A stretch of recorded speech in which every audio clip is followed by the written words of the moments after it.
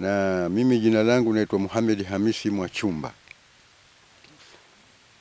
Shamba hili mimi wakati naenda pale kwenda kuonyeshwa ilikuwa ni mwaka 44. Nilipokwenda pale kwa Mgoma pale kwa mkubwa wetu Mgoma. Huyo Mgoma mimi ilikuwa ni mjomba wa babu zangu upande wa kwa mama. Mimi pale nilipelekwa na mjomba wangu. Mjomba wangu akiitwa Salimu Mwanaka. Na tulikuwa si peke yangu, tulikuwa tupata watu kama 8. Wa kwanza ni mimi Muhammad Hamisi Mwachumba, wa pili ni Swaleh Madrashi, wa tatu ni Mwajabwa, wa 4 ilikuwa ni Hasibu, wa 5 ilikuwa ni Makoloyo, wa 6 alikuwa Mbwana. Mwaka 44 mimi nilikuwa na hamu yangu nilikuwa nikalima. Nikamchukua mtu akiitwa Bujo, akaenda kufyeka pale mahali. Ilikuwa pana msitu mkubwa sana. Wakati wa kufyeka alipomaliza nilikuta gofu imejengwa. Lakini sijui ni nyumba wala ni kitu gani. Hapo ndani huko nyuma kulikuwa na wale wadudu wanaitwa popo. Wengi sana wamekunya mavi humo. Na nikakutana na vibendera vingi vileletwa hapo na sahani za chai na makaa ya moto hapo yalikuwa yameletwa na hivyo visahani na chupa za marashi zilitupiwa hapo. Lakini sikuona mwalimu hata mmoja.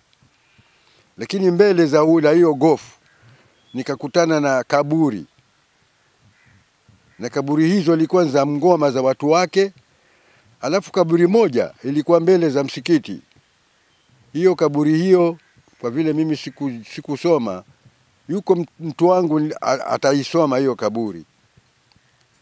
Mwaka 74 huo msikiti mimi walipokuja wapimaji kuwa kila mtu aseme shamba yake, mimi niliupatia nusu heka kuongeza, labda kutakuwa na maongezo ya mahala popote. Hiyo mimi msikiti niliupa nusu heka.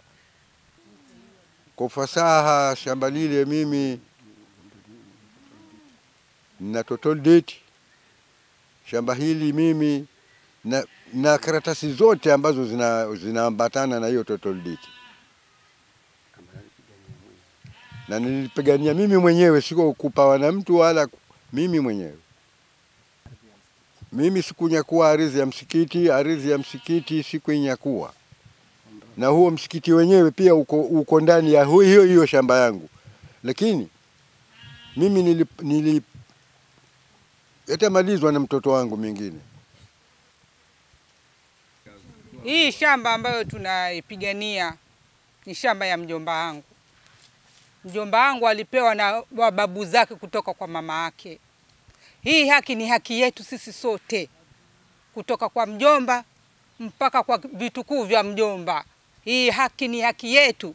Kwa sababu hao wanaosema ni haki yao, sisi ni ya familia. Wao kila mtu ana baba yake na kwao na familia yake. Wao ni yao kiasi gani, kwa sababu sisi ni yetu ya familia, ya ukoo wetu. Wao wasemaje ni yao hii shamba na kila mtu ana kwao? Sisi haja yetu viongozi ni haki yetu.